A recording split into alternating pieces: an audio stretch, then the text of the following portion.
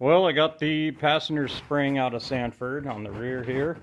Yeah, I've done this enough. It's pretty quick to get these things out of here. So, um, yeah, but it actually isn't as sacked out. It's a little different shape, but compared to my new one, it's a half inch shorter maybe, but the arc's a little different and everything. So I'm sure they're softer though, just for, bending back and forth and the workout they've had, but it definitely is a lot lower than it was. So I'm curious to see. I did measure my belly height before I did this, and the driver's side was 23 and a quarter, and the passenger side was 22 and a half. So it's definitely a little lopsided, but stuff like this couldn't possibly have anything to do with that. So, but also today I got these. These are the fronts.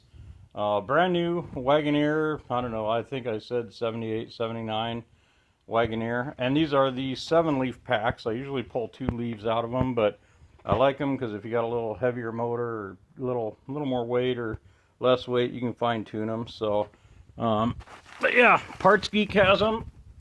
That is the number. And yeah, they got here 3 days. So yeah, if anybody says you can't get these still, you can. And even on your regular YJ, these are the exact same eye to eye, but they have a 2.5 inch offset pin. So you can stretch your wheelbase 2 inches in the front, 2 inches in the rear, and yeah, gain a little bit that way without having to change anything. So they're one of the old school tricks of the trade. So yeah, keep that in mind. Okay, the passenger side spring is in, and I'm going to move on to the other side. I never really tighten any of this stuff completely down. I'll just barely snug it, and that way once everything's all done, it's sitting under weight, everything kind of find its home, and then I'll crank everything down. So on to the driver's side. I am actually very surprised at how well these rear springs have held up. They are pretty much symmetrical.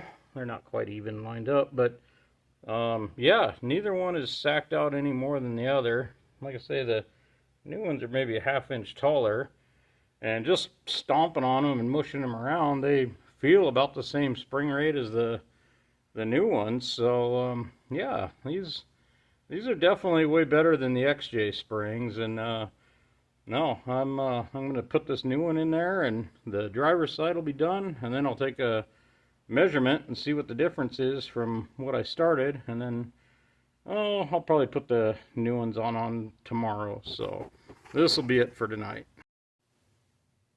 Alrighty, I got the rear springs all done in it. It's definitely sitting a little higher in the back. I'm not a fan. I don't want to go up in height. I loved how low it sat.